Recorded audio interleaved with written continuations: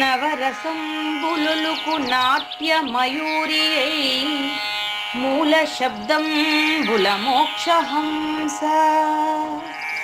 నవరసంబులుకు నాట్య మయూరియై మూల శబ్దం బుల మోక్షహంస.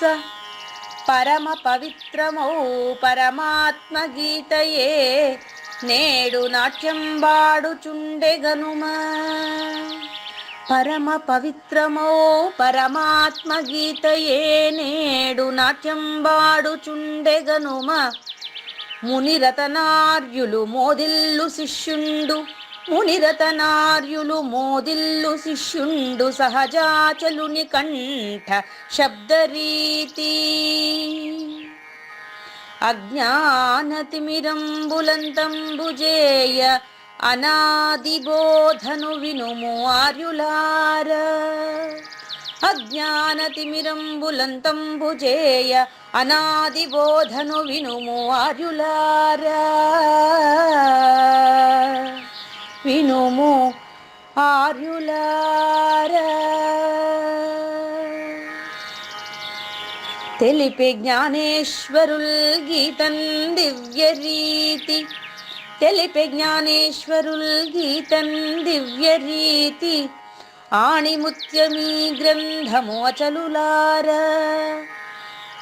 ఆణిముత్యమీ గ్రంథము అచలులార.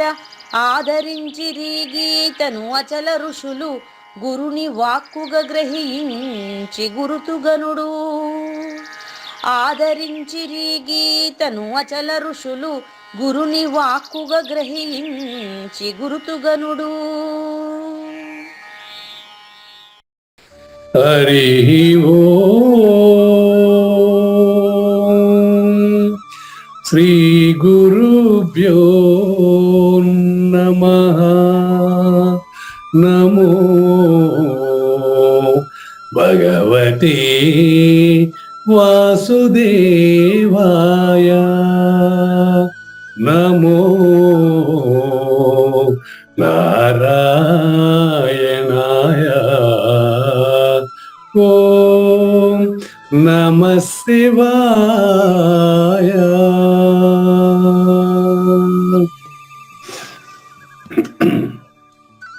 ఈ గీతా జ్ఞానయజ్ఞ కార్యక్రమం మొదలై నిన్నటికి 976 రోజులైందండి. ఈ రోజు 977 రోజు. ఈ గీతా జ్ఞానయజ్ఞ కార్యక్రమం సంకల్పించి నిర్వహిస్తున్న శ్రీ విద్యాసాగర్ గురువు గారికి, శ్రీ వెంకటేశ్వర గురువు గారికి శ్రోతలందరి తరపున ధన్యవాదాలు, వందనాలు. ఈనాటి కార్యక్రమంలో పాల్గొన్న ఆత్మస్వరూపమైన శ్రోతలందరికీ కైవల్యాసనం తరపున, అలాగే శ్రీ శివరామ దీక్షితుల వారి అచల యూట్యూబ్ ఛానల్ తరపున హృదయపూర్వక స్వాగతం, వందనాలు. గురుదేవులు సహజాచల రాజయోగి శ్రీ పూజారి వెంకటేశ్వర గురువు గారిని కార్యక్రమం ఆరంభించమని కోరుతున్నానండి. సర్వము గురువుమయము, సర్వము గురువుమయము. భవరోగ వైద్యుడతడని తెలియుము, సకల విద్యల నిలయము. దక్షిణామూర్తి అతడని తెలియుము. మూగవాణి మాటను, ఈ మూగవాణి మాటను శ్రోతలు కోటలు దాటింతురు. గురుకృపా సిద్ధితోనే నేనెంత ఆనందముందినానో. నిజయోగి శ్రీకృష్ణుడు నిజ భక్తుడైనట్టి అర్జునుండు. వీరి సంవాదామృతం జనుల రమణ పాలిట అమృతం.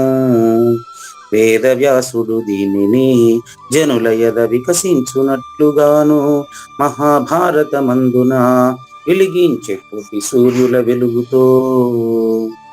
నిత్య సత్య శాశ్వతమైన పరిపూర్ణంలో లేఖనే జరుగుతున్నట్లుగా మనకు తెలియబడుతున్న పవిత్రమైన శ్రీమద్ భగవద్గీత జ్ఞానేశ్వరీయ జ్ఞానయజ్ఞంలో ఇవాళ 977 రోజు, అంటే 2023 నవంబర్ 5వ తేదీన ఆదివారం రోజున అచల పరిపూర్ణము నిరుపాధికమని తెలియజేసేటటువంటి శ్రీకృష్ణ పరమాత్మ తత్ అనే పదంతో తెలియజేస్తే దాన్నే నిరుపాధికము అనే కృష్ణ ప్రభువులు తెలియజేస్తున్న 87వ కందపద్యంతో శ్రోతలందరికీ సాదర స్వాగత సుమాంజలి.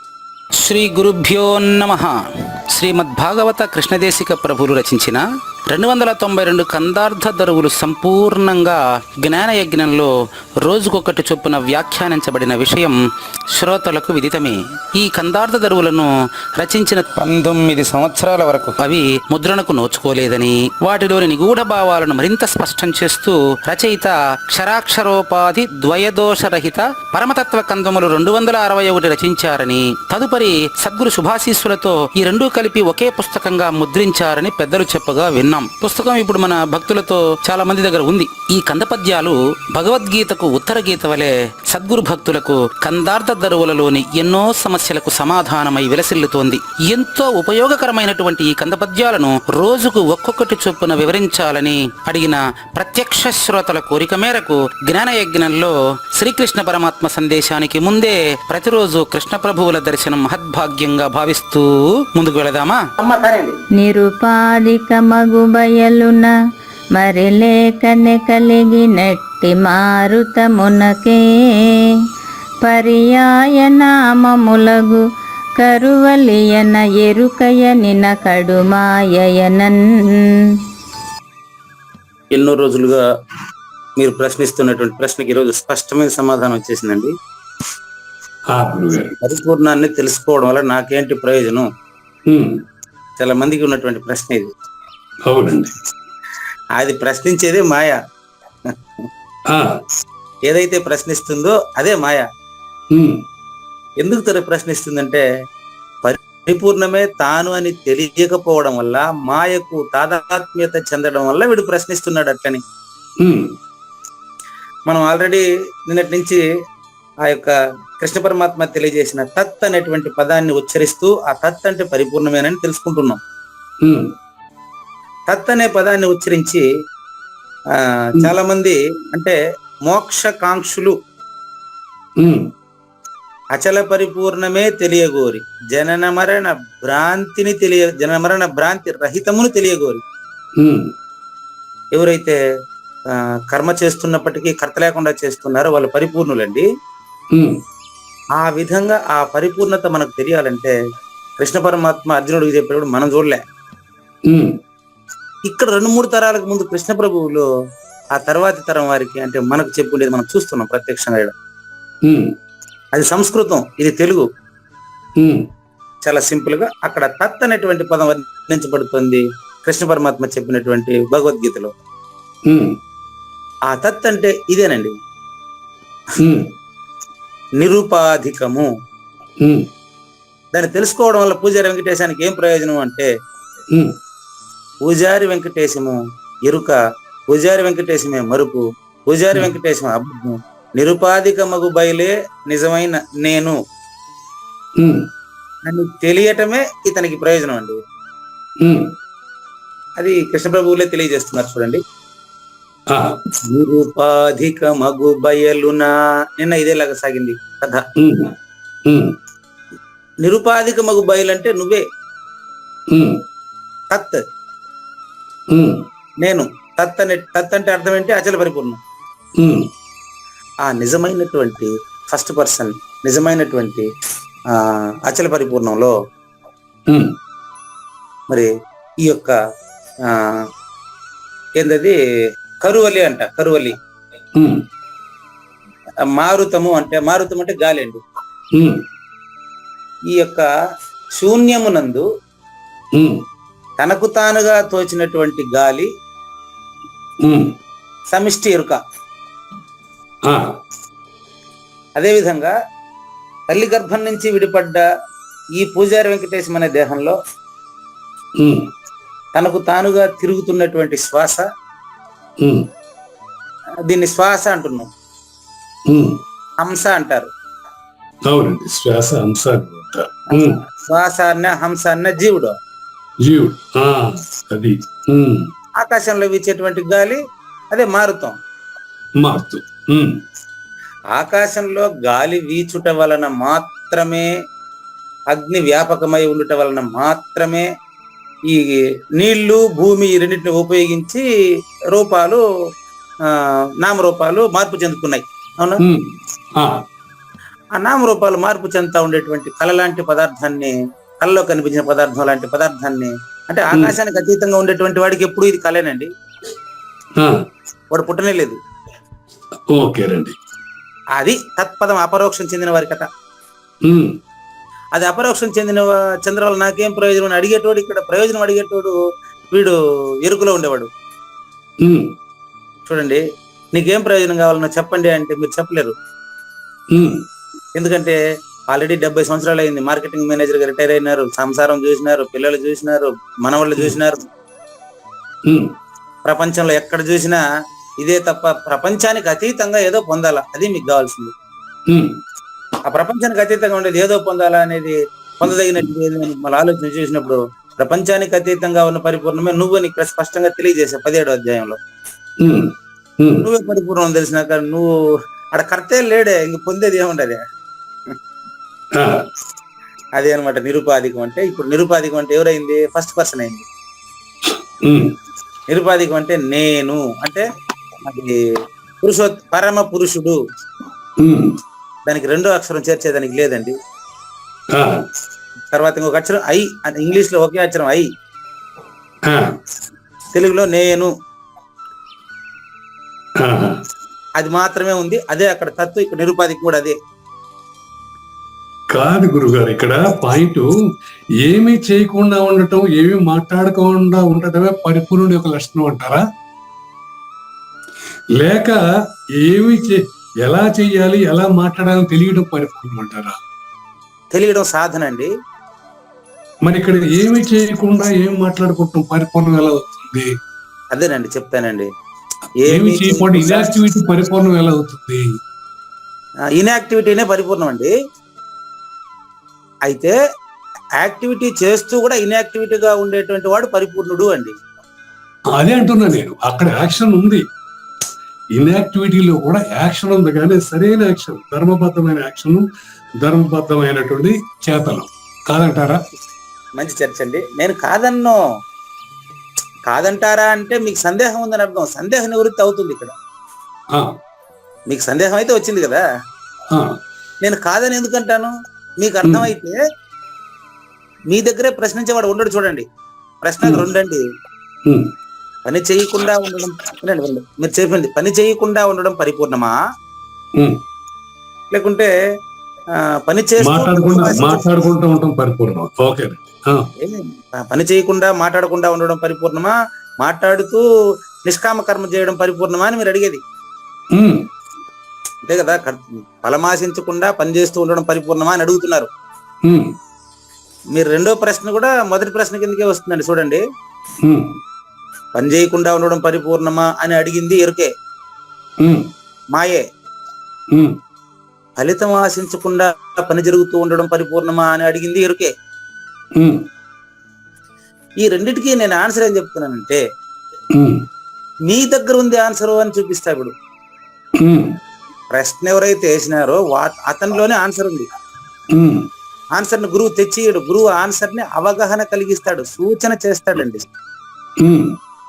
అసలు మీకు ఉపాధే లేదు అంటున్నాడు 17వ అధ్యాయంలో కదా మనం ఉండేది.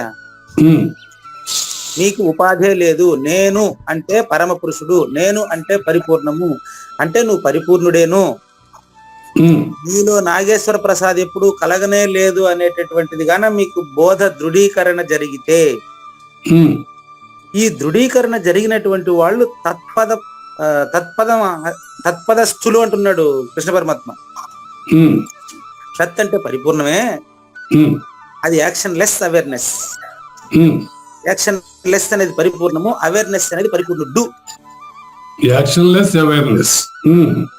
Action less awareness. ఇన్యాక్టివిటీ అంటే యాక్టివిటీ జరుగుతున్నప్పుడు కూడా యాక్టివిటీ జరగలేదని స్పృహతో ఉండేటువంటి వాడికి ఈ కర్తృత్వం వర్తిస్తుందా?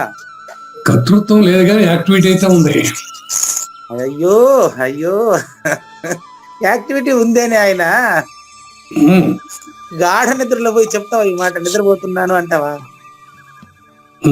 కర్తృత్వం లేని యాక్టివిటీ ఉంది. అది అక్కడ యాక్టివిటీ లేనట్టే, కానీ కర్తృత్వం లేని యాక్టివిటీ ఉందంటున్నాను. యాక్టివిటీ లేదు. అదేనండి చెప్తున్నాను. చూడండి, నాకే కోరిక ఉండకూడదు అనేది కూడా కోరికే. నేనేం పని చేయట్లేదు అనే మాట కూడా శబ్దమే. కానీ నేను అడుగుతున్నది ఏంటంటే ఉమ్, బాగా గమనించండి, అది ఉదాహరణగా చెప్తున్నాను, మీకు అవగాహన కోసం చెప్తున్నా. ఉమ్. ఇప్పుడు మీకు ఎంత మాట్లాడినప్పటికీ ఇప్పుడు మీ వయసు ఎంత? 69 అండి. 69, 70 దగ్గరకు వచ్చినారు కదా. ఉమ్, ఇప్పుడు మీరు ఈ 69 అని మీరు చెప్పడంలో ఏముందంటే జాగ్రత్త వస్తుందండి. అవును. నా వయసు ఏంటంటే 50 అని చెప్తా, టక్కుని చెప్తానండి. ఉమ్, అంటే నేను పుట్టినట్లు 59 సంవత్సరాలుగా సౌర కుటుంబం ప్రకారం ఎరుక అనేది ఇక్కడ నాకు తెలుస్తా ఉంది, నేను మీకు చెప్తున్నా. ఉమ్, ఇదే నేను 51కి 69 ఒకరిని అడిగితే నాకు 40 అంటాడు. ఉమ్, అంటే అతను పుట్టి ఇన్నాళ్ళు పెరిగినట్లు అతని స్పృహలో ఉన్నాడు కదా. అవును. దీన్ని జాగ్రత్త అవస్థ అంటామండి. అవును. ఇదే అతను ఒక రోజుకు చనిపోబోతామనేటువంటి ఆలోచన కూడా ఉంటుంది అతనికి. అవును. అదే వ్యక్తిని గాఢంగా నిద్రపోయేటప్పుడు గానా ఉమ్. నేను పుట్టినాననే స్పృహ అతనికి ఉంటుందా? అసలు గాఢ నిద్ర అనే ప్రసక్తి ఎందుకు వస్తుంది గురుగారు? Example జాగ్రత్తలో ఉన్నప్పుడు సుషుప్తి గురించి ఎందుకు ఆలోచించాలి అసలు మనం? ఫస్ట్ ఆఫ్ ఆల్ ఘోర సంసారం నుంచి బయటపడాలని గాఢ నిద్రను ఉపయోగించే సూచన చేశారండి అచల ఋషి. అవును, శంకరాచార్యుల వారు వీళ్ళందరూ కూడా అదే చేసి చెప్పారు. పెద్ద పెద్ద మరి నేను అదే చెప్పాలి కానీ ఎందుకు నాకు అదే అర్థం కావట్లేదు. మీకు అర్థం కాదు, నాగేశ్వర ప్రసాద్కి అర్థం కాలేదు, మీకు అర్థం కావాల్సిన అవసరం లేదు. అదేలేండి. నాగేశ్వర ప్రసాద్కి అర్థం కాలేదు, నీకు అర్థం కావాల్సిన అవసరం లేదు. ప్రూఫ్ ఏంటంటే ఇక్కడ నిరుపాధికం అదే. ఇంకేందనుకున్నావు? గాఢ నిద్రను ఎందుకు పోలుస్తున్నాను అనుకున్నారు మీరు? నిరుపాధిక మగు బయలున అన్నారు కదా. నిరుపాధికం ఎట్టుంటుందండి అని మీరు అడగలేరు అనుకోండి. నేనేం చెప్పాలి మళ్ళా? ఇప్పుడే చూపిస్తాను నిరుపాధికాన్ని. ఉపాధి అంటే కావూరు నాగేశ్వర ప్రసాద్ వయసు 68, ఇది ఉపాధి కదా. ఇదే కావూరు నాగేశ్వర ప్రసాద్ గారు రాత్రి గాఢంగా నిద్రపోయి ఉండేటప్పుడు మీ వయసు ఎంత? చెప్పలేము. ఎందుకు చెప్పలేమంటున్నారంటే ఇక్కడ 69 అని ఇక్కడ చెప్పారు. ఇప్పుడు అదే చెప్తే గాఢ నిద్రలో పోయి చెప్పండి అని నేను అడుగుతానని మీకు తెలుసు. నిద్రలోకి పోయి మీ వయసు అంటే గాఢ నిద్రను సూచనగా చెప్తున్నారండి. మీరే చెప్పండి, గాఢ నిద్రను భావించేది కూడా చెప్పలేమని చెప్పేది కూడా నాగేశ్వర ప్రసాదే. అక్కడ మాత్రమే చెప్పడు. ఆ స్థితిలో మేలుకున్న వాడిని పరిపూర్ణుడు అంటారండి. ఇప్పుడు జ్ఞానయజ్ఞ ప్రత్యక్ష శ్రోతల్లో వారు ఉన్నారండి, మనం కాదు. జ్ఞానయజ్ఞ ప్రత్యక్ష శ్రోతల్లో అది తెలిసిన వాళ్ళు ఉన్నారండి. కాబట్టి వాళ్ళు ఎందుకు ఉదాహరణగా గాఢ నిద్రను తీసుకోవాలనేటోడు మాయ. అది కేవలం ఉదాహరణ మాత్రమే. నిరుపాధికమగు బయలున అని అక్కడ అడిగారు కాబట్టి, అక్కడ చెప్పారు కాబట్టి మీకు దాని ఉదాహరణగా చెప్తున్నా. మీరు తల్లి కడుపులో నుంచి బయట వచ్చిన తర్వాత మొదటి శ్వాస తీసుకోవడంతో ఎరుక అనేది స్టార్ట్ అయినట్టు భ్రమించిందండి పిండం. చివరి శ్వాస పోయేంత వరకు ఇది ఉంటదండి. కానీ చివరి శ్వాస అనేది మన చేతిలో లేదు కదా. కానీ గురుముఖంగా తెలుసుకోవాల్సింది మానవ జన్మకి, అందరు మానవులకు వారి చేతిలో ఉండాలి. అందుకని మన ఈ ప్రయత్నం గురుముఖంగా తెలిసినటువంటి వాళ్ళు ఎట్లా పనిచేస్తారు అంటే తత్ అనేటువంటి పదాన్ని ఉచ్చరించి ఫలాన్ని ఏ మాత్రం ఆశించకుండా కేవలం అచల పరిపూర్ణుడు తాను అచల పరిపూర్ణుడు అనే దృష్టితోనే అస్పర్శ యోగాన్ని పాటిస్తూ యజ్ఞము, దానము, తపస్సు చేస్తున్నారు. సత్కర్మలకి ఈ లోకంలో ఆ లోకంలో కూడా ఫలము అని అంటారు కదా. అదే గన నిష్కామ కర్మ పూర్తిగా కర్త లేకుండా పని జరిగినప్పుడు అది ఫలము కాని ఫలం పరిపూర్ణమే. కర్త కాకుండా చేసేది. అవును, ఉపాధి కాని ఉపాధి. ఇప్పుడు మీది అదే నేను అదే అంటున్నాను. ఉపాధి కాని ఉపాధిగా ఉండాలి గాని అదే ఉపాధి కాని ఉపాధిగా ఉండే ఆయన పరిపూర్ణుడు. అదే నిరుపాధికంగా ఉంటాడు ఆయన, అశరీరుడు అంటారు ఆయన్ని. చేస్తూ చేయనట్టు ఉంటాడు, అది కానీ యాక్షన్ ఉంది అందులో. మళ్ళీ చూడు యాక్షన్ ఉంది, అందులో యాక్షన్ ఉంది అని చెప్పేట ఆయన కూడా యాక్షనే. ఏం చేస్తున్నారంటే అచల పరిపూర్ణుని వర్ణించి చెప్తున్నారు, బాగానే ఉంది. యాక్షన్ ఉంది అంటున్నారేంటి? ఎట్లా ఉంది యాక్షన్? గాఢ నిద్రలో ఏం యాక్షన్ ఉంది చెప్పండి? లేదు, అంతేలేండి. మన భావన అంతే. మనం ఏమి చేయకపోయి మన కర్త లేకుండా ఉన్నప్పుడు ఫలం ఆశించినప్పుడు వాడు చేయనట్లే భావన అంతే మనసులో. కానీ కర్త ఫలం ఆశించిన వాడు కూడా ఏదో చేస్తున్నాడు, చేయకుండా ఊరికే ఉండలేదు. చేయకపోతే కర్త కాకుండా ఎట్లా పోతాడు? చేయకపోతేనే కర్త అనే ప్రశ్న రాదు కదా. చేస్తే కదా కర్త ఉన్నాడా కర్త లేడా అనే భావన, ఫలం ఆశిస్తున్నాడా లేదా అనేది వచ్చేది మనకి ఆలోచన. ప్రశ్న మీకు, మీరు గాఢ నిద్రలో మీ వయసు నాకు చెప్పండి ఫోన్ చేసి. అది చెప్పలేం గురుగారు, దాన్ని ఎలా చెప్తాము? నేను చెప్పేది కూడా అది మనసుతో ఊహించేదే కాదు. ఊహకు అందగర అనేది దేహి దేహం. అది ఇప్పుడు మనం దేహి దేహంతో మాట్లాడుతున్నాం మన ఇద్దరు అండి. దేహి దేహం కాదయ్యా, అది ఊహించేది కాదు, ఊహకే అది అందదు. కానీ అది నువ్వే, అందుకని తత్పదంతో తెలియజేశారు. 17 అధ్యాయాలు అయిపోయి చివరిగా సూచన ఇది. తత్ అంటే నువ్వే పరిపూర్ణమే, నువ్వు పరమ పురుషుడే, నువ్వు తప్ప రెండవది లేదు, నువ్వే పరిపూర్ణమని కదా కృష్ణ ప్రభువులు చెప్తాండే. ఇంకా నేను ఒక్కడే ఉన్నప్పటికీ యాక్షన్ ఏముందంటారా? అసలు ఒక్కడు మాత్రం ఎందుకు ఉండాలి? అదేనండి ఆన్సర్. రెండవది ఉంటే కదా పని జరిగేదే. అవును. కాబట్టి నువ్వు ఒకటే ఉండేటప్పుడు, ఒకటే అంటే ఏంది? ఇది ఉపాధి, అది నిరుపాధికం కదా.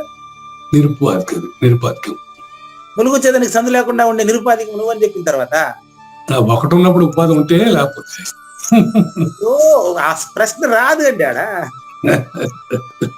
ఉంటే లేకపోతే కాదు తండ్రి.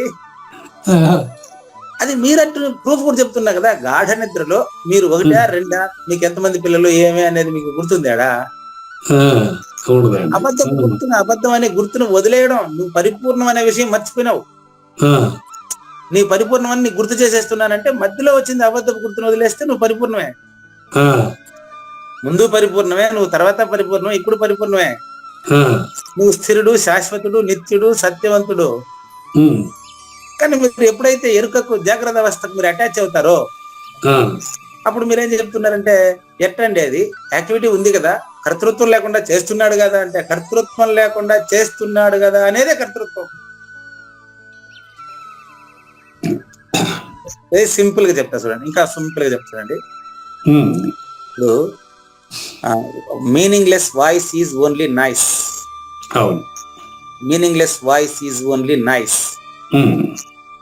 కర్మలన్నీ కార్యాలే, కానీ కర్త ఉండే కర్మ కర్మే. కర్త లేని కర్మ మాత్రమే కార్యం. కర్త లేని కర్మ కార్యం అనబడుతుంది. కర్త లేని కర్మ చేయు కర్మ కౌశలమే యోగం. కర్మ చేసేటప్పుడు ఇప్పుడు మీరు క్లాస్ స్టార్ట్ అయ్యి, అది ప్రూఫ్ కూడా ఎగ్జాంపుల్ వచ్చేస్తాం మీకు ఇక్కడనే. 21 నిమిషాలు అయింది క్లాస్ ప్రారంభమై. ఇప్పుడు మీరు కన్ను ఆడుకుంటారు కదా, చాలా సార్. ఎన్ని లెక్కేసి చెప్పండి. ఇప్పుడు చెప్పలేవు. ఇప్పుడు పని మాత్రం జరిగింది. ఆడ కర్త ఏడు ఉన్నాడు చెప్పండి. ఆడ కర్త ఇప్పుడు శ్వాసను ఎన్నిసార్లు లోపలికి పీల్చుకున్నారు, ఎన్నిసార్లు బయటకు వదిలినారు, అది శ్వాసతోనే ఇప్పుడు మీరు మాట్లాడుతూ ఉండేది కూడా. చెప్పలేదు. ఎన్ని శ్వాసలు పిలిచాను, ఎన్నిసార్లు కన్ను రెప్పలాటాను, కానీ ఆ శ్వాస ఉంది, కన్ను రెప్పలాటం ఉంది. అబ్బా, అది ఉంది అనేది నాగేశ్వర ప్రసాద్. మళ్ళా మీరు దానికి ఎప్పుడైతే అంటుకుంటారో అప్పుడే మీకు కరెక్ట్గా ఫీల్ అవుతారు. అది గమనిస్తే ఉంది, గమనించకపోతే లేదు. ఇప్పుడు నేను చెప్పేంత వరకు మీకు అది ఐడియా లేదు కదా. అవును, ఇప్పుడు గమనించాను కనుక ఉంది. అంటే గమనించవద్దు, ఉదాసీనంగా ఉండమనంటారా? మరి ఉదాసీన వదాసీనో గుణైర్యోన విచాల్యతే, ఎంత స్పష్టంగా చెప్పాడు. నువ్వు ఉదాసీనంగా ఉండడం అంటే కర్తను అంటుకోకుండా ఉండడం. అంటించుకున్నవాడే కర్త. ఇది బాగుంది. ఉదాసీనంగా ఉంటే కర్తను కూడా అంటుకోకుండా ఉంటాం. అంతేనండి, అది స్పష్టంగా చెప్పేశారు. మరి లేకనే కలిగినట్టి నిరుపాధికమగు బయలైన నువ్వు లేకనే కలిగినటువంటి శ్వాసని నువ్వు అనవసరంగా ఎరుకగా ఫీల్ అయిపోయి దానికి అటాచ్ అయిపోయి అది నిజం అనుకొని పరిపూర్ణం అంటే నాకేం ఉపయోగం అని అడుగుతున్నావు. పరిపూర్ణంలో నువ్వు లేదని తెలియడమే నీకు ఉపయోగం. అప్పుడు నువ్వే పరిపూర్ణ. ఈ ఉపమానం మాత్రం చాలా అద్భుతం గురుగారు. మీరంతా చెప్పండి. ఏంటంటే కన్నురెప్పలు ఎన్నిసార్లు ఆడటం తెలియదు, శ్వాస ఎన్నిసార్లు చేసిన తెలియదు. మనం గమనిస్తేనే తెలుస్తోంది. అటువంటి ఉదాసీన స్థితిలో మనం ఉండాలి. అలా గమనించిన స్థితిలో మనం ఉండటమే పరిపూర్ణం అనేది చక్కని సూచన. ఇది నాకైతే చాలా బాగుంది. అనుమానమే లేదండి. 5వ అధ్యాయం 8-9 శ్లోకాల్లో ఉండే ఉదాహరణ అది. నా మైండ్ లో నుంచి చెప్పింది కదా, ఆయన చెప్పింది. అదే చక్కని ఉదాహరణ. ఇది కొంచెం అది బాగుంది, చక్కగా ఉంది. Very good. పెద్ద ఆయన చెప్పింది అది. అయితే ఆ స్థితిలో ఉండడాన్ని ఎవరు ప్రాక్టీస్ చేసుకోవాలి చెప్పండి? ఎవరికి వారు ఎవరు కూడా ప్రాక్టీస్ చేసుకోవాలా. అది ఒకరు తెచ్చిచ్చేది కాదు. కాబట్టి ఎరుక అన్న కరువులే అంటే గుర్తండి. పర్యాయ నామాలు అనే దానికి అర్థం చెప్తాను మీకు ఇప్పుడు. ఉమ్, పర్యాయ పదాలు అంటే ఏదైనా ఒక పదానికి అదే అర్థాన్ని ఇచ్చే మరికొన్ని పదాలు చెప్పడాన్ని పర్యాయ పదాలు అంటారండి. ఉమ్, అదే అర్థాన్ని ఇచ్చే పదాలు అయి ఉండాలి అన్ని పదాలు కూడా. ఉమ్, ఉదాహరణకి ఇప్పుడు ఆ హస్తము ఉంది. ఉమ్, హస్తము అంటే అర్థం ఏంటి? ఉమ్. హస్తము అంటే అర్థం చెప్పు. చెయ్యి చెయ్యి. హస్తము చెయ్యి అదేనా? ఉమ్, కరము చెయ్యి, ఉమ్. పాణి చెయ్యి. పాణి చెయ్యి. రైట్. హస్తము, కరము, పాణి ఇవన్నిటికి ఒకే అర్థం ఉందా లేదా? ఓకే, అవును. అదే విధంగా ఎరుక, గుర్తు, అబద్ధం గుర్తు, మాయ, కరువలి పదాలు ఎన్నైనా పెట్టుకోండి. ఉమ్, అదే అక్కడ చెప్పారు ఏమని, కేవలము శ్వాసకే ఈ పేర్లన్నీ శ్వాసకు పర్యాయ పదాలే కరువలి, ఎరుక, కడు. కడు అంటే మిక్కిలి, మాయ ఉమ్, అంటే వ్యష్టిలో దీన్ని ఏమన్నామంటే శ్వాస అన్నాము, సమిష్టిలో వాయువు అన్నాము, వ్యష్టిలో జీవుడు అన్నాము, సమిష్టిలో ఈశ్వరుడు అన్నాము. మీరు ఏం పేర్లు పెట్టుకున్నప్పటికీ ఉమ్, ఎరుకకు పర్యాయ నామాలే తప్ప పరిపూర్ణానికి ఏ పేరు లేదు. అది నిరుపాధికము. ఉమ్, సోపాధికానికి బంధితుడైనప్పుడు మనం నమ్మేస్తాం దీన్ని. ఉమ్, బంధం ఊహించింది, ఉమ్, పరిపూర్ణం ఉండేది. ఉమ్, ఊహించింది ఊహభోవాలన ఊహ జగము, ఉత్త జగము, మానసిక జగం. ఉమ్, మనసు కనిపించేదే జగం. ఉమ్, జన్మించినట్లు గతించినట్లు తెలియబడేదే జగం. ఉమ్. అబద్ధంగా ఊహించింది అబద్ధం అని తెలిస్తే నిజం నువ్వే తండ్రి. తత్పదం నీకు జరుగుతాడు. తత్ అంటే నువ్వే, పరిపూర్ణుడు నువ్వే. ఉమ్, కనుక దీనికి సంక్షిప్తంగా భావార్థం చూద్దామా? ఉమ్, క్షర అక్షర ఉపాధి ద్వయదోష సహితము ఎరుక. ఉమ్, ద్వయం అండి ఎరుక. ఉమ్. అవునండి. ద్వయదోష రహితమై నిత్య సత్య శాశ్వతమైన అచల పరిపూర్ణము, నిరుపాధికము. ఉమ్, ఆ నిరుపాధికమైనటువంటి నీలో ఉమ్, పరిపూర్ణుడనే అంటా నిన్నటి నుంచి నేను. మారే ప్రశ్న లేదు. ఉమ్, నీలో స్థానము లేక, అసలు సంబంధమే లేకనే ఉన్నట్లుగా తోచబడినటువంటి భ్రాంతి సహితమైనటువంటి ఈ యొక్క గుర్తుని ప్రాణం అంటారు, చైతన్యం అంటారు, చైతన్య రహిత ప్రాణం అంటారు, మాయ అంటారు. ఎన్ని పేర్లతో వ్యవహరించబడినా లేనిది లేనే లేదు, లేని దానికే తప్ప ఉండే పరిపూర్ణంగా పేరు పెట్టేదానికి లేనిది లేదు అనేది భావం అండి. ఉమ్. దానికి మరికొన్ని పర్యాయ పదాలని 88వ కంద పద్యంలో తర్వాత ఎపిసోడ్ లో చెప్తారు. మనం అట్లా గురుగారు. పరిపూర్ణంలో లేని ఎరుకకు ఉన్నటువంటి పర్యాయ పదాలు. ఇప్పుడు లేనిది లేదన్నా ఉన్నది ఉన్నా రెండు ఇరుకే కదా. ఎస్ ఎస్ ఎస్, అనుమానమే లేదు. ఉమ్, లేనిది లేదన్నా ఉన్నది ఉందన్నా ఎరుకే. ఉమ్. మరి మాట లేని దాన్ని మాటతోనే కదా తెలియాలి. అవును, పరిపూర్ణంతో నేను వచ్చి మీకు పాఠం చెప్పేదే. అవును, చెప్పలేదు. ఎరుకతోనే తెలియాలి. ఉమ్, అందుకని అర్హులకే ఈ బోధ అన్నారు. ఉమ్. ఇంత అత్యంత ఆసక్తి కలిగినటువంటి వాళ్ళకే ఈ బోధ అన్నారు. నాలాంటి వాడికి కాదేమో, ఆ? నాలాంటి వాడికి కాదేమో గురువు గారు. ఇలాంటి వాడికి, నాగేశ్వర ప్రసాద్ లాంటి వాడికి కాదు. ఇటువంటి అనవసరమైన క్వశ్చన్ వేసేవాడికి కాదేమో. మంచి ప్రశ్న అండి మీరు వేసేటువంటి. ఇప్పుడు వేసిన ప్రశ్న కూడా చూడండి. నాలాంటి వాడికి కాదేమో అంటే ఇక్కడ ఎగ్జాంపుల్ చెప్తా క్లియర్ గా చూడండి. నా లాంటి అన్నారు కదా, అందులో ఉండేటువంటి నేను, అందులో నేను ఉందా లేదా? అది ఎరుకకు జాయింట్ అయిన నేనండి. నా లాంటి నేను అంటే అర్థమే, నా లాంటి వాడికి అంటే నాగేశ్వర ప్రసాద్ లాంటి అని అర్థం. నాలాంటి వాడికి అర్థం కాదు అంటే నాగేశ్వర ప్రసాద్ లాంటి వాడికి అర్థం కాదు. వాస్తవం పూజారి వెంకటేశ్వర లాంటి వాడికి అర్థం కాదు. అంటే నాలాంటి అంటే అక్కడ ఉండే నేను ఎరుకకు జాయింట్ అయింది. అదే నాగేశ్వర ప్రసాద్ లో నిరుపాధికమైన నేను ఎక్కడ పోలే. వెలుగొచ్చేదానికి సందు లేకుండా ఉండేటటువంటి ఆ యొక్క నేను, ఆ యొక్క నిరుపాధికము, ఆ యొక్క నేను పరిపూర్ణాన్ని నేను అంటున్నానండి. అచల పరిపూర్ణము నేను, ఉత్తమ పురుషుడు లేకపోతే పురుషోత్తముడు ఏదైతే ఉందో అది అర్థం చేసుకోవాల్సిన పని లేదు. నాలాంటి వాడు అంటే పూజారి వెంకటేశ్వరం లాంటి వాడు. నా లాంటి అనే దాంట్లో నేను వచ్చి జాయింట్ అయింది. దేనికి జాయింట్ అయింది? ఎరుకకు జాయింట్ అయింది. ఉమ్, అది డూప్లికేట్. ఆ, ఉపాధి సహితం. ఉమ్. నిరుపాధికం వచ్చి నేను, అంతే, దానికి ఏం చేర్చలేము. అది ఉన్నది ఏదో నేను అనుభవపూర్వకంగా తెలుసుకోవాలని మీరు చెప్తున్నారు. అది క్లియర్. ఖచ్చితంగా అనుమానమే లేదు. అనుభవపూర్వకంగా తెలిసిన తర్వాత నీకు అదే అనుభవంలో ఉంటది. ఇది కూడా అంతే, సత్యం. నేను చెప్పడానికి లేదు, ఇంకోళ్ళు చెప్తే వినటానికి లేదు. ఎగ్జాక్ట్. గురు శిష్య న్యాయం అంటే ఇదేనండి. ఉమ్, ఉన్నదాన్ని అనుభవపూర్వకంగా మీరే తెలుసుకోవాలి.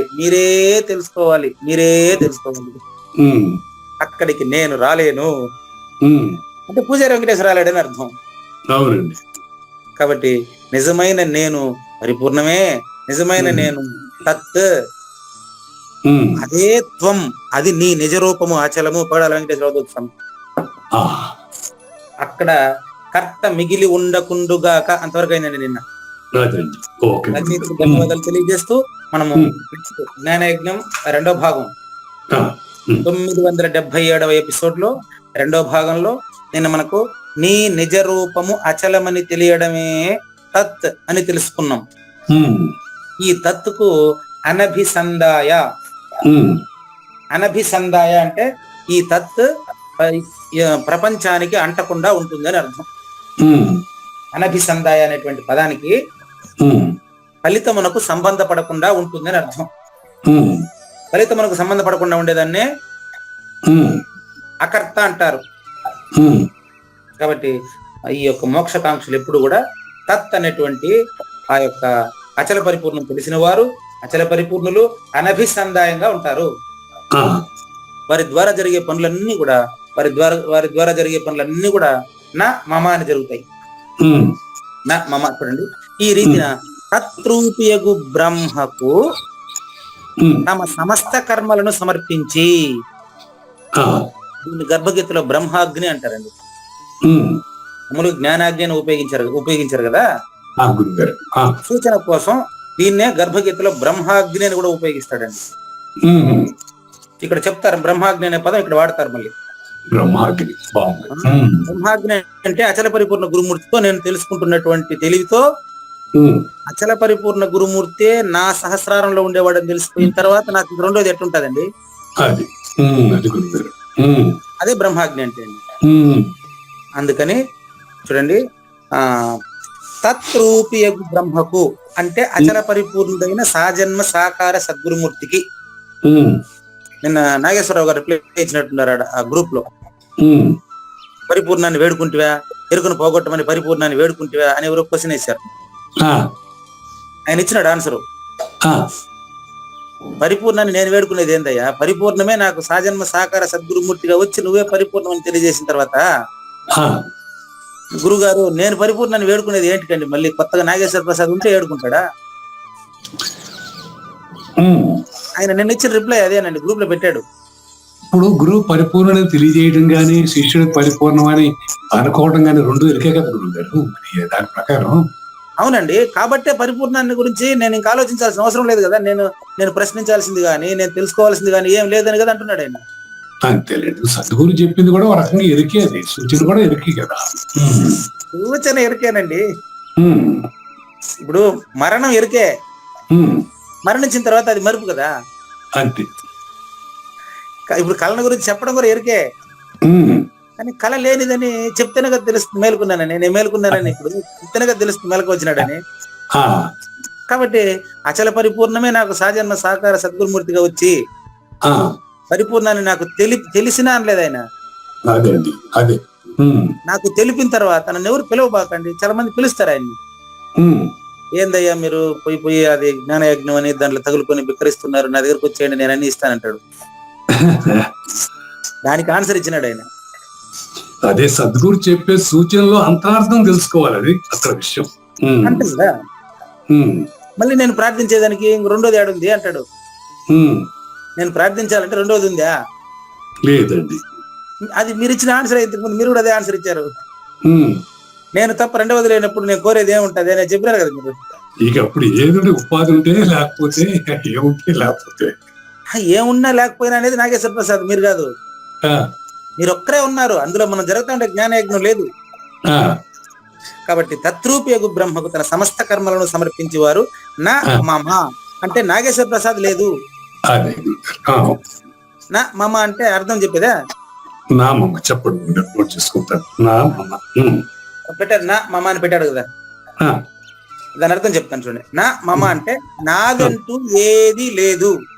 నాదంటూ ఏది లేదు. మమ అంటే నేను అనుకోవాలంటారుగా. పూజారులు చెప్పేటప్పుడు మమ అనుకోండి అంటారుగా. అది చెప్తాను మరి, వెరీ వెరీ క్లియర్. పెళ్లి చేసేటప్పుడు కూడా చెప్తారులే, పెళ్లి చేసేటప్పుడు మమ అనుకో అంటే ఏంది మమ అని తెలియదు. అది ఆ, మమ అంటే నాదే అని అర్థం, చెప్పింది నాకే వర్తిస్తుంది, ఆ ప్రతిజ్ఞ నేను చేసినట్టు లెక్క అని అర్థం. ఆ, అక్కడ మమ అంటే ఆ, ధర్మేత్వయ ఏషా నాతి చరితవ్య నాతి చరామి అంటాడు. ఉమ్. ఆడ పెళ్లి చేసుకుంటాడు, అది పూజారి కాదు, పెళ్లి కొడుకే. ఆ మంత్రాలంతా చెప్పి నువ్వు మమ అనుకో అంటే ఈ మంత్రం నాకు వర్తించుగాక అని అర్థం. అది మమ, అవి నాకు వర్తించుగాక. ఉమ్. ఇక్కడ అట్ట కాదు, నా మమ. ఆ, ఏమో ఇది కూడా మీ వల్ల తెలుసుకుంటాడా, నేను పెళ్లి మంత్రాలు అవన్నీ తెలియదు నాకు నిజానికి. తెలియకపోతే మాత్రాడి చెప్తారు గురుగారు. బాగా నా చెప్పారు. మంత్రాలు తెలుసు, దాని అర్థం తెలియదు. ఆ, బాగా చెప్పారు గురుగారు, బాగా క్లియర్ గా మాకు. అక్కడ మమ అంటే ఆ, నాది అనుకో, నేను చెప్పినట్టు అని అనుకో అని అర్థం, నీకు వర్తిస్తుంది అని అర్థం మమ అంటే. అంతే, వర్తిస్తుంది, పూజారికి వర్తిస్తుంది. ఇక్కడ పెళ్లి కొడుకు వర్తిస్తుంది అని అర్థం. ఆయన మధ్యలో మంత్రం చెప్తాడు, డబ్బు తీసుకుని పోతా ఉంటాడు, దక్షిణ తీసుకుని, ఆయన ఏం లేదు, భరించాల్సింది ఈడే. అంతే, అది కర్త గారి కర్త. కానీ ఇక్కడ అర్థం ఏంటంటే నా మమ అంటే అక్కడ మమ అంటే నాది నేను అని అర్థం. నా మమ అంటే నాగేశ్వర ప్రసాద్ అనేటువంటి నేను లేదు కాబట్టి. ఇందులో ఇంత అర్థం ఉందా? మీరు చెప్తేనే అర్థమైతే ఉందండి నాకు. చెప్పండి. నాగేశ్వర ప్రసాద్ అనేవాడు ఇక్కడ లేడు కాబట్టి, నేను అనేది ఫస్ట్ పర్సన్ నేను మాత్రమే ఉంది కాబట్టి, నా మమ నేను లేనప్పుడు ఇదంతా నాదెట్టవుతుంది? నాగేశ్వర ప్రసాద్ అనే నేను లేనప్పుడు జ్ఞానయజ్ఞం నాదెట్టవుతుంది? అది ఈ అర్థం ఇంత ఉంటుందని నాకు మీరు చెప్తే తప్ప తెలియలే. నా మమ నాకు దీర్ఘం లేదు. నా చిన్న ఓకే, నాకు దీర్ఘం లేదు. ఈ సక్కర్ ఓకే, నాకు దీర్ఘం లేదు, ఇది చాలా ఇంపార్టెంట్. ఓకే, నా మమ నా లేదు అంతవరకు చూడండి. నా లేదు అంటే నాదనేది ఏది లేదు, నాదనేది ఏమి లేదు. ఓకే, అది నాకు నేను లేదు. ఎందుకంటే డూప్లికేట్ నేను లేదని తెలిసిపోయింది కాబట్టి. అది లేదనేది నాకు వర్తించుగాక. వినండి, మళ్ళీ అదే వాక్యాన్ని తిప్పి చెప్తాను. తత్రూపయగు బ్రహ్మకు అంటే అచల పరిపూర్ణ సద్గురుమూర్తికి. తత్ రూపి అంటే నిన్న ఆయన పెట్టిన ఆన్సరే ఇదే. అంతే, తత్ రూపి అంటే అచల పరిపూర్ణమే రూపు దాల్చి వచ్చిందా అన్నట్లుగా. ఉదాహరణలు చెప్తారు గానీ మనం అర్థం చేసుకోవాలండి. ఆయన పత్రిజీ చెప్తాడు, దాంట్లో జగద్గురు ఆదిశంకర సినిమాలో ఆయనకు చిన్న క్యారెక్టర్ ఇచ్చినట్టున్నారు పత్రిజీ గారికి. చూడలేదండి. ఆయన చెప్తాడు జగద్గురు ఆదిశంకరులకి గురువుగా ఏదో ఇచ్చినాడు ఆయన కాడ. అట్లాగని గమనించాలి, సినిమా చూసే కానీ గమనించాల. ఓకే, ఆ క్యారెక్టర్ లో చెప్తాను చూడండి. నాయన కైలాసానికి కాషాయం కట్టినట్టుంది నాయన అంటాడు. కైలాసానికి కాషాయం కట్టినట్టుంది నాయన అంటే ఆయన ఏం పర్వతం అంటే అతనిని పొగడడం కోసం వేరే మాటలు లేక అట్లా చెప్తారు. ఇక్కడ కూడా తత్ అంటే పరిపూర్ణము అని కేవలం మాటలు, మీరు చెప్పినట్టు మాటలంతా ఎరుకే. పరిపూర్ణ పరబ్రహ్మమునకు తన కర్మల్ని సమర్పించగలడా నేరుగా? వీనికి అంత ఇది ఉందా? అదే సద్గురుమూర్తినే ఆ పరిపూర్ణంగా భావించి ఇతనిని ఆ పరిపూర్ణ గురుమూర్తికి అప్పచెప్పేశాడు. అదే తన స్వతంత్రాన్ని తన గురువుకి బానిసలాగా ఉండాలండి, బానిసలాగా పోగొట్టుకోవాలండి. అంతే అంతే. అందుకని అక్కడ చెప్పాను కదా మీకు, మేకా నిర్భయానందనే మీ నుంచి నాకు ఆన్సర్లు ఇస్తున్నారు, మీకు సంబంధం లేదు అది. అంతేనండి, మీ గురువు గారే నాకు మీ నుంచి క్వశ్చన్ వేస్తున్నాడు, ఆయనే ఆన్సర్లు నాకు ఇస్తా ఉన్నాడు. గుర్తుపెట్టుకోండి, ఆ విధంగా భావిస్తే సరిపోయిందండి. అక్కడ మీరు ఉండరు ఇంకా. అంతే అంతే గురువు, అంతే 100% సత్యం అది. కాబట్టి తత్రూపయగు బ్రహ్మ సాజన్మ సాకార సద్గురుమూర్తి అండి. తమ సమస్త కర్మలను సమర్పించి వాళ్ళు నా మమ అని చెప్పి, ఇక్కడ పూజారి వెంకటేశం అనేవాడు లేడు, ఆయన్ని పూర్తిగా సద్గురుమూర్తికి ఇచ్చేసాము. పూజారి వెంకటేశం లేడు, ఇది సద్గురు మాత్రమే ఉన్నాడు ఇక్కడ అని తెలిసిన తర్వాత తమ్ము తామే సమస్త కర్మ ఫలముల నుండి వేరు చేసి కొందురు. పట్టుకోండి, నేను చేసేది లేదు, మీరే చేసుకోవాలి, సమర్పించుకోవాలి. నేనెట్లొస్తాడికి? ఎవరి కర్మల నుంచి వాళ్ళే వేరు చేసుకోవాలి వాళ్ళని గురువుకి ఇచ్చేసి. అటు పిమ్మట అతని నుంచి చేసే పనులు ఎటు జరుగుతాయి చూడండి. తర్వాత కూడా ఓం తత్సత్ అని పలుకుతాడు. అటు పిమ్మట ఓంకారముచే ఆరంభించబడి తత్కారముచే బ్రహ్మార్పణము. ఎట్ట కర్మలు లేకుండా చేస్తాడంటే వాడు ప్రారంభం ఓంకారంతోనే, కానీ తత్కారము చేత బ్రహ్మార్పణము ఉనర్చబడినటువంటి కర్మలు, ప్రారంభించబడిన కర్మ ఓంకారానికి సృష్టికి సంబంధించిన శక్తితోనే అతని శరీరాన్ని ఉపయోగిస్తాడు. కానీ సృష్టికి సంబంధించిన శక్తితో ఉపయోగించినటువంటి కర్మ కర్తగా అతను గురువుకి అప్పచెప్పాడు కాబట్టి, కర్తగా అతను లేడు కాబట్టి, తన కర్తృత్వాన్ని గురువుకి అప్పచెప్పాడు కాబట్టి అతని కర్మలు ఈ రీతిన బ్రహ్మరూపమును పొందుము. సద్గురార్పణం అనే నడుస్తుంటుంది. అంటే తనుమన ధనాలు అర్పించడం అంటే ఒక రకంగా చెప్పాలంటే ఆడ అర్పించే తనుమన ధనాలు కాదు, ఇది కర్మలు గురువుకి అంటిస్తున్నాడు. ఇదే కర్తను ఇచ్చేస్తున్నాడు అంతే. కాబట్టి కేవలము అవి బయటకు చూచుటకు మాత్రం మిగతా వారికి కర్మలుగా కనిపించును. చెప్పాను కదా మీకు, meaningless voice is only noise. అందులో ఫలితము అతను కోరకుండా ఉండేటప్పుడు అతను కర్త ఎలా అవుతాడు? కర్తకు కలిగి ఉండేటువంటి కర్తృత్వాభిమానం అతనికి లేనప్పుడు అతనికి ద్వైత భావం లేదు కదా. ఈ బాహ్య కర్మ బ్రహ్మార్పణం ఉనర్చినప్పటికీ అది కూడా బ్రహ్మరూపమును పొందదు. మాయాశబలిత బ్రహ్మరూపమును అది పొందదు. నామరూపాల చేంజెస్ దానికి వర్తించదు. బాల్యము, యవ్వనము, కౌమారము దానికి వర్తించదు. అందుకనే కదా రాముడే కృష్ణుడుగా చెప్తూ ఉంటాడు. అక్కడ అడవిలో పండుకున్నా, ఇక్కడ సామ్రాజ్యంలో హంసతూలిక తల్పంపై నిద్రపోయినా నాకు రెండు ఒకటే అంటాడు. 14 సంవత్సరాలు వనవాసం చేసింది, ఆయనకి ఏమీ ఇబ్బంది లేదు. ఇక్కడ హాయిగా ద్వారకా నగర పరిపాలకుడుగా ఉన్నింది, హాయిగా ఇద్దరికి కొట్లాట పెట్టేసి హాయిగా వేడుక చూస్తా రథం మీద తిరుగుతా ఉన్నింది. ఇక్కడ లెక్కలేదు ఆయన. అక్కడ స్వయంగా యుద్ధం చేశాడు, ఇక్కడ అర్జునుడిలో యుద్ధం చేసినాడు. రాముడు స్వయంగా అక్కడ యుద్ధం చేశాడు రామాయణంలో, ఇక్కడ అర్జునుడిలో యుద్ధం చేశాడు. గురువుగా కూర్చొని హాయిగా గుర్రం మీద ఉన్నాడు, గుర్రం మీద తిరుగుతా ఉన్నాడు. ఎక్కడున్నా ఆయనే అంతే. ఆయన కర్తృత్వం ఉండదు. అంతే గురువు. అక్కడ వశిష్ఠుని గురువు అంటాడు, ఇక్కడ సాందీపని గురువు అంటాడు, ఇక్కడ వచ్చి తలపల ముండెత్తన్న గురువు అంటాడు, అక్కడ మీ నుంచి మేకా నిర్భయానంద స్వామిని గురువు అంటాడు. ఇది ఒక సాకు పెట్టుకొని అంతా స్పష్టంగా అర్పణ చేసి మాట్లాడవలసిన సమయం వచ్చినప్పుడు అంతా సద్గురార్పణం అని మాట్లాడతాడు. మాట్లాడే మాటలంతా ఓంకారానికి సంబంధించింది, అవి లేనివని అతనికి తెలుసు. అవును. ఒకసారి గురువు శిష్యుడు గురువుని అడుగుతారు, గురువు గారు నాకు చెడు భావంలో వస్తున్నాయి, ఏం చేయాలని? నాకు ఇచ్చేసి అంటాడే గురువు. అంతే కదా, వెరీ సింపుల్. అంటే అది తీసుకునే శక్తి ఆయనకు ఉంది, ఇచ్చే శక్తి నాకు ఇచ్చేసే forget it and be happy అంటాడు ఆయన. అది గురుత్వం. అదే ఆ శిష్యునికి అట్లా ఇచ్చేటువంటి ఫెసిలిటీ ఉందో లేదో శిష్యుడు చెక్ చేసుకోవాలి. అసలు అట్లా అన్నప్పుడు శిష్యుడు ఎందుకు ఇస్తాడండి? అతడు గురువు దగ్గరికి వెళ్ళి భావాలు ఇస్తాడా? కాబట్టి చూడండి ఎట్లంటే దానికి ఎగ్జాంపుల్ ఇచ్చేస్తున్నాడు సింపుల్ గా. ఎగ్జాంపుల్ కాడ ఉండకుండా అర్థం చేసుకోవాలి మనం. ఉప్పు నీటిలో కరిగిపోయిన తర్వాత కూడా ఉప్పుదనం ఉంటది. ఉప్పు నీటిలో కరిగిపోయిన తర్వాత కూడా ఉప్పు నామరూపాలు కనపడదు, ఉప్పుదనం మాత్రం మిగిలి ఉంటది. దీన్ని ఎట్లా చెప్పాలంటే, దీన్ని చెప్పాలంటే గురువు రావాల్సిందే, మనకు చేత రాదండి. చెప్తాను, ఒకసారి గురువుని స్మరిద్దాం, ఆయన్ని పిలుద్దాం. ఉప్పు నీటిలో కరిగిపోయిన తరువాత ఉప్పు నామరూపాలు కనపడకపోయినా ఉప్పుదనం ఉంటది. దాన్ని అన్వయం ఎట్లంటే,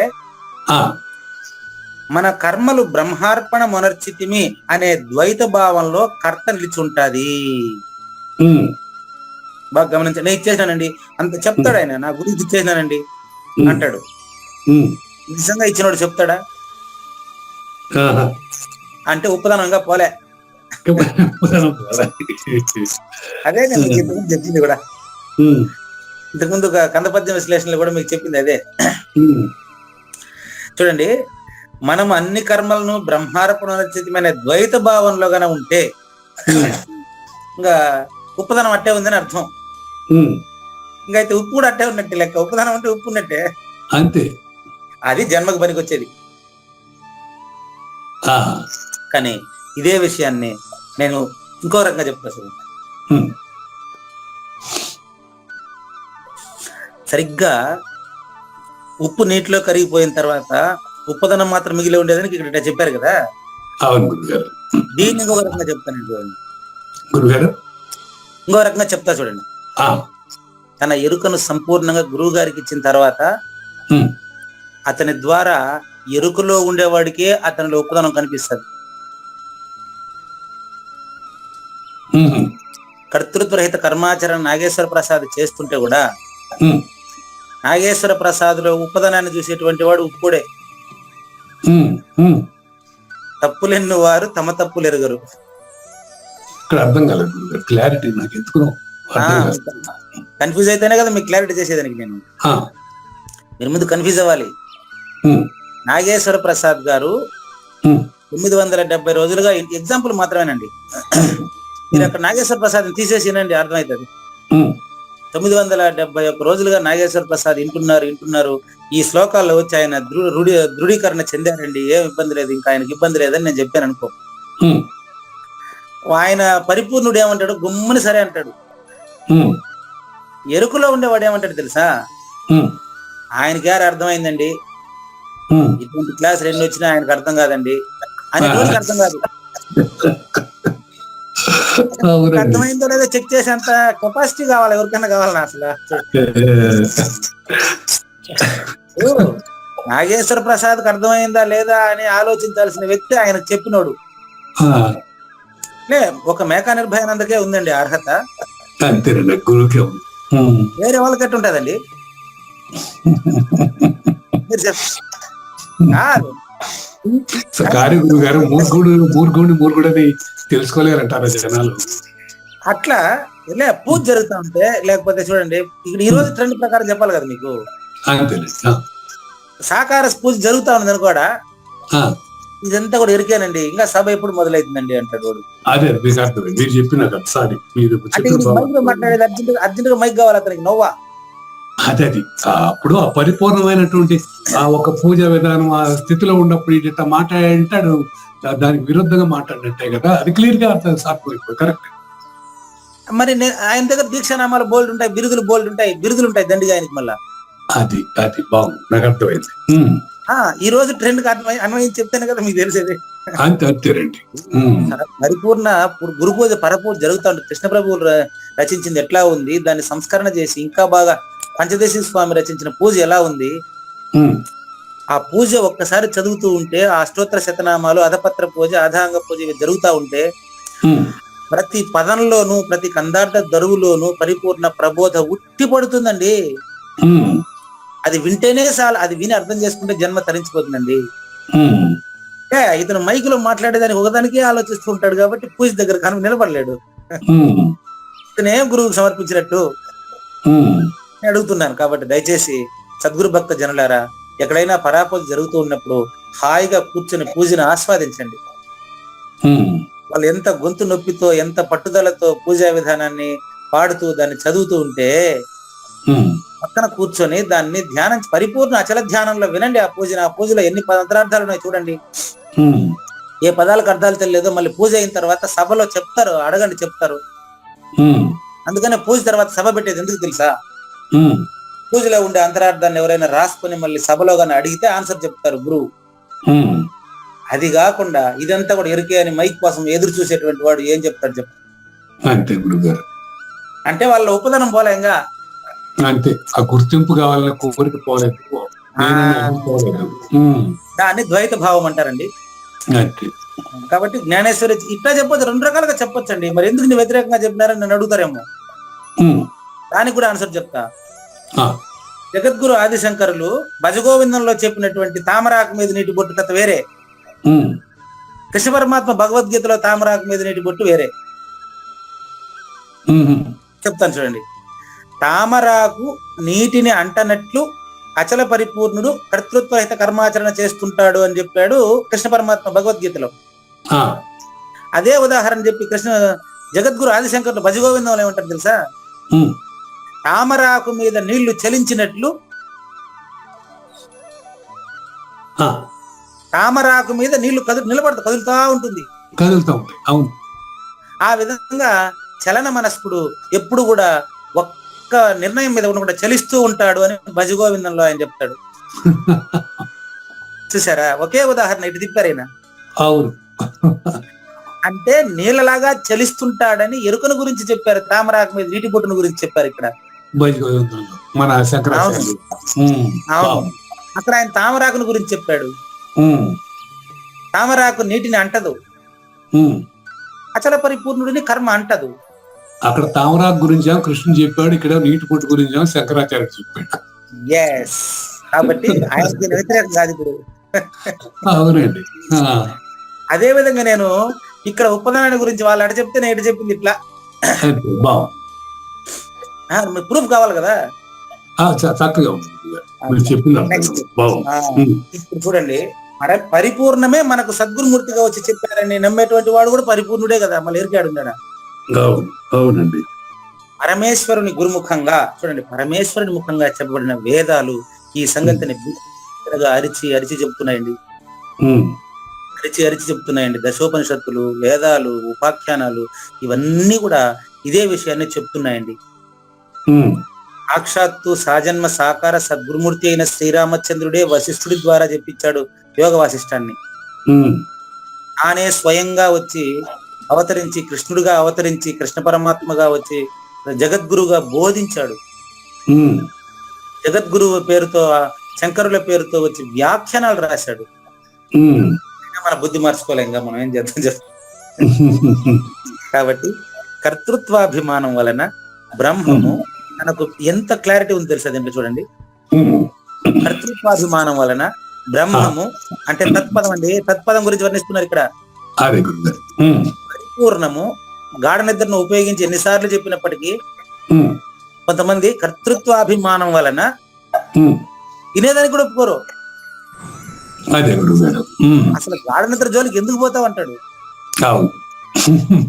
అభిమానం వలన బ్రహ్మము తనకు భిన్నమైన వాడుగా, అంటే తాను వేరు, బ్రహ్మము వేరు అనే అభిప్రాయం ఉండేది ఇన్నాళ్ళు. కలుపుతున్నారు చూడండి, మీకు సద్గురు మీకే కలుపుతున్నాడు, నాకు కాదు. నాకే కలుపుతున్నాడు, మీకు కాదు. గుర్తుపెట్టుకోవాలి, గమనించండి. ఆ పదాలు అట్లే చూడండి. బ్రాకెట్ వేసారాడ, బ్రాకెట్ వేయించాడు. బ్రాకెట్ లో ఉండేది మాత్రం చదవండి మీరు. బ్రాకెట్లు అనగా తన స్వరూపమే కదా, అంటే మీరే పరిపూర్ణుడు అని అర్థం అండి. తన స్వరూపమే అంటే ఎవరైతే వింటున్నాడో, జ్ఞాన యజ్ఞంలో మొదటి శ్రోత నేనండి, పూజారి వెంకటేశం అండి. రెండవ శ్రోత మీరండి, రాసి పెట్టుకోండి. జ్ఞాన యజ్ఞంలో మొదటి శ్రోత నేను, అంటే పూజారి వెంకటేశం మొదటి శ్రోత. మీరు చెప్పేది ఫస్ట్ వినేది నేనే, నేను చెప్పేది వినేది మీరే. కాబట్టి మొదటి శ్రోత పూజారి వెంకటేశ్వర, రెండవ శ్రోత నాగేశ్వర ప్రసాద్. వీడి స్వరూపం వీళ్ళిద్దరిలో ఉండేది ఒక ఆయన, గురువు ఒకడే. కాబట్టి బ్రహ్మము వేరు అనే భావం కలిగి ఉంటాడు ముందు వాడు. అందుకని దాన్ని ఇక్కడ చెప్తున్నా చూడండి. ఆ భిన్న స్వభావాన్ని పక్కన పెట్టి ఇక్కడ సద్గురుమూర్తి వచ్చి, ఒరే పూజారి వెంకటేశం, ఒరే కావూరు నాగేశ్వర ప్రసాద్ గారు, నువ్వేరా పరిపూర్ణుడు. ఆత్మత్వము అంటే అదే అర్థం అండి. ఆత్మతత్వం కాదండి, ఆత్మత్వము. బ్రాకెట్ లో మళ్ళీ ఆత్మత్వం బ్రాకెట్ లో ఉండేది మళ్ళీ చదవండి. అది అనగా తన స్వరూపమే, అంటే నీ స్వరూపమే పరిపూర్ణం, నువ్వే పరిపూర్ణం అనేది ప్రత్యయము కలుగుట కొరకే సత్ శబ్దం ఏర్పడి. ఇప్పుడు నెక్స్ట్ చెప్పబోయేది సత్తు. సత్ అయిపోయిందండి, అది నువ్వేనని చెప్పడానికి, అదే సత్యం అని చెప్పేదానికే నెక్స్ట్ సత్యం పదం వస్తా ఉంది. గుర్తుపెట్టుకోండి, ఓం అనేది సృష్టికి సంబంధించిన శక్తి. మన ఇద్దరు కూడా సృష్టికి సంబంధించిన శక్తిలోనే మాట్లాడుతూ ఉన్నాము. మన మాటలన్నీ కూడా పరిపూర్ణంలోనే లేకనే జరుగుతున్నట్లు అందరికీ తెలియబడుతున్నాయి. కానీ మాట్లాడుతున్నవాడు గాని వింటున్నవాడు గాని తన స్వరూపం పరిపూర్ణమేనని తెలుపుట కొరకు నెక్స్ట్ సత్తు రాబోతుందండి. బాగా గమనించుకోండి. మళ్ళీ ఇంకా చెప్పాలంటే మళ్ళీ చెప్తారు. అయితే ఇప్పుడు దీని స్పష్టమైంది నాకు, ఎందుకంటే సుషుప్తిలో ఉన్నటువంటి స్థితిలో పరిపూర్ణుడు వ్యవహరించాలనేది ఆల్మోస్ట్ ఇక్కడ తెలుస్తోంది. మీరే తెచ్చారు ఇప్పుడు అది ఎందుకు అనేది.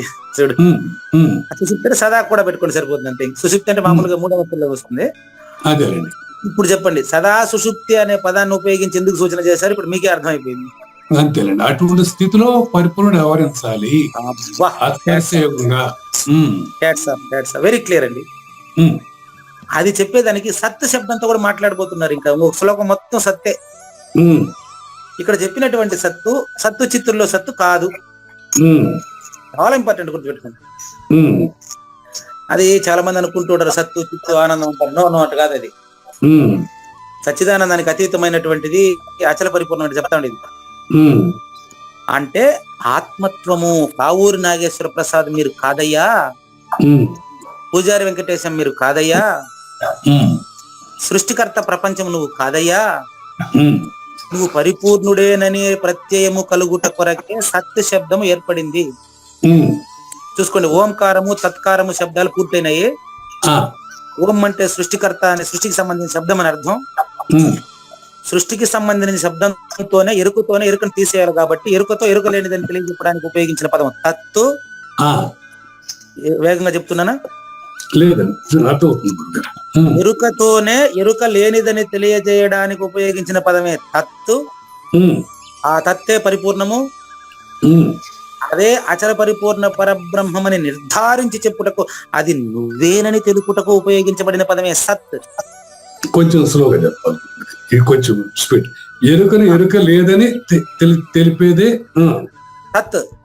తత్. ఓకే. ఆ తత్తు నువ్వేనని నిర్ధారించడానికే సత్ రాబోతుంది. ఓకే రండి. సత్యము, నిత్యము, సత్యము, శాశ్వతము నువ్వు. నీకంటూ రెండవది ఉంటే కదా ఇప్పుడు నీకు ఎవరిని ప్రశ్నించేదానికి, నువ్వెవరు నన్ను ప్రశ్నించేదానికి.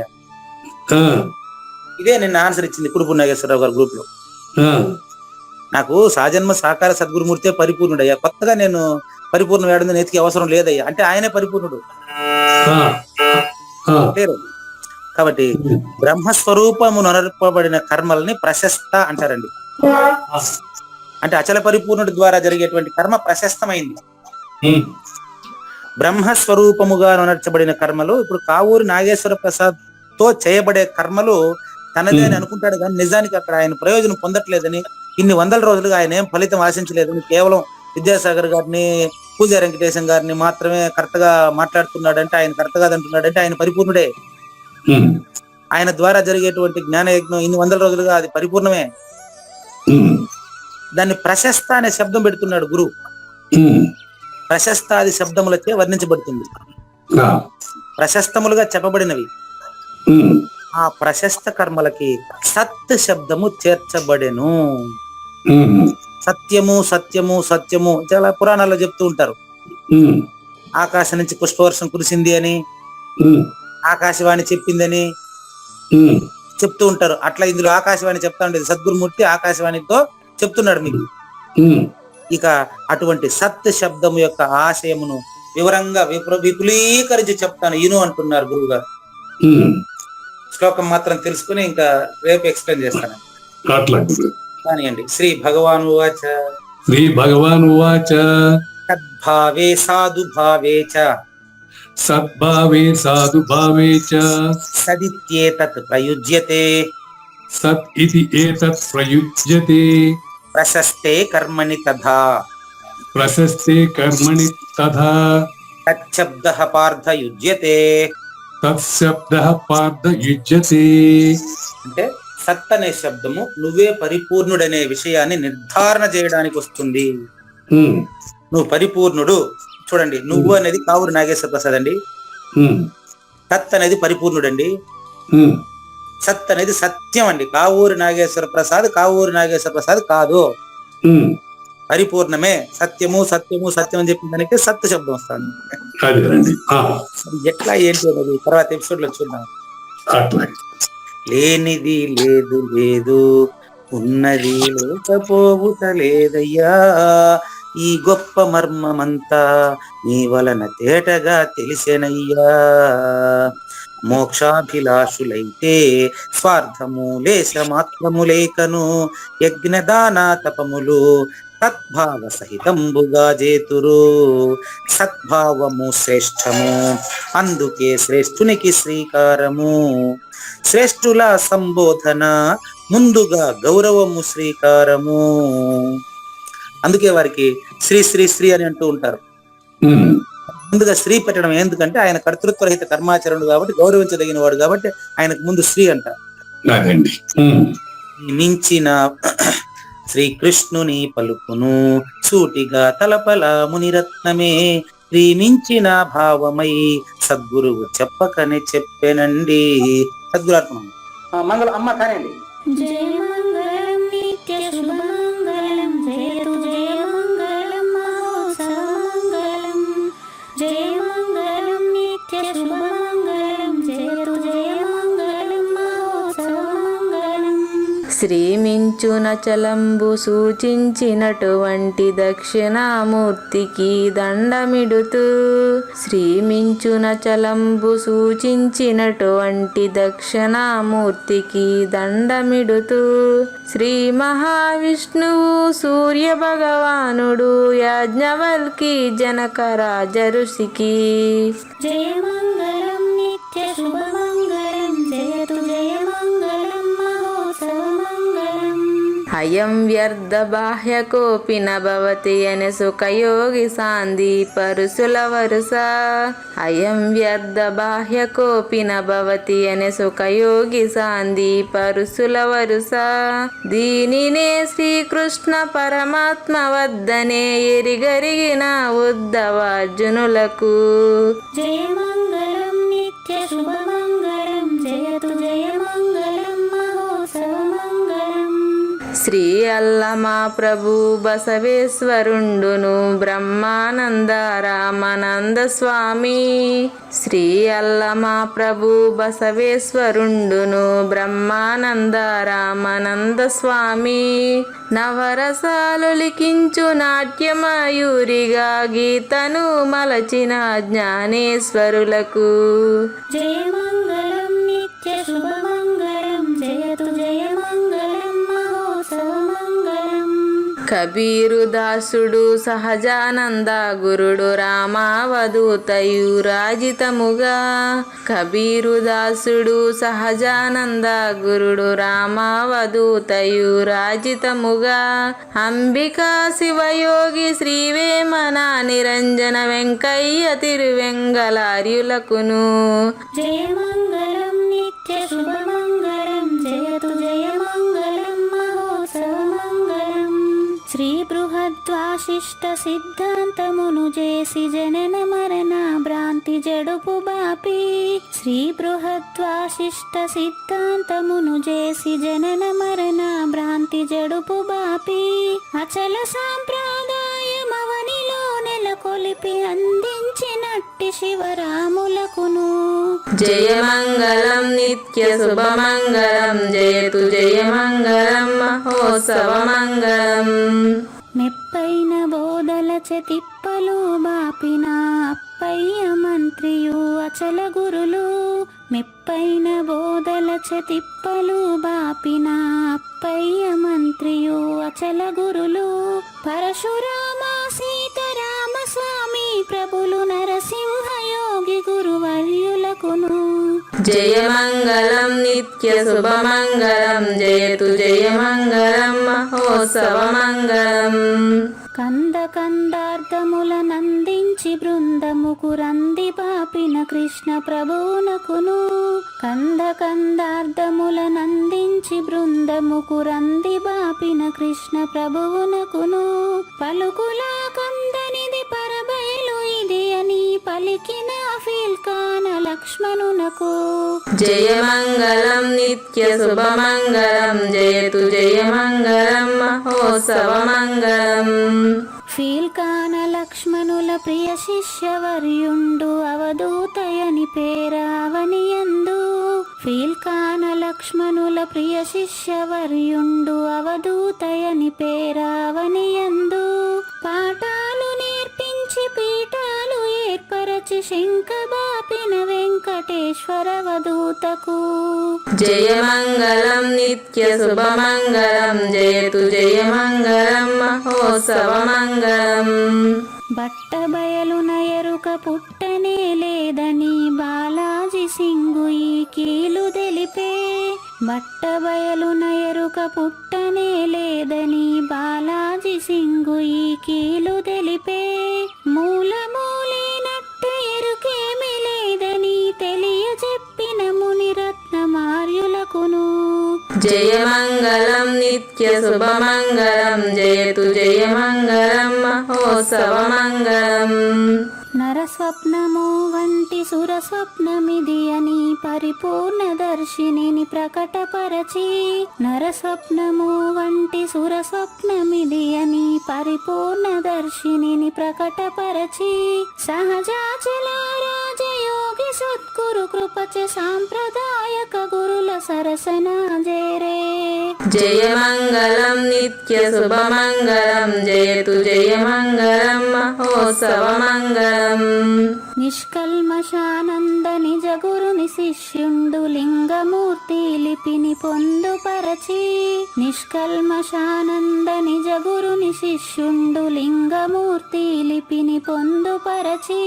కార్వేటి నగరము పురవాసుడైనట్టి పూజారి వెంకటేశునకంకితం విధి. జయమంగళం నిత్య శుభమంగళం జయతు జయమంగళం మహోత్సవమంగళం. జయమంగళం నిత్య శుభమంగళం జయతు జయమంగళం మహోత్సవమంగళం. జై సద్గురు ప్రభు మహారాజ్ కి జై. జై గురుదేవ్ అండి. శ్రోతలందరి తరపున వెంకటేశ్వర గురు గారికి ధన్యవాదాలు చెప్తూ శాంతి మంత్రం.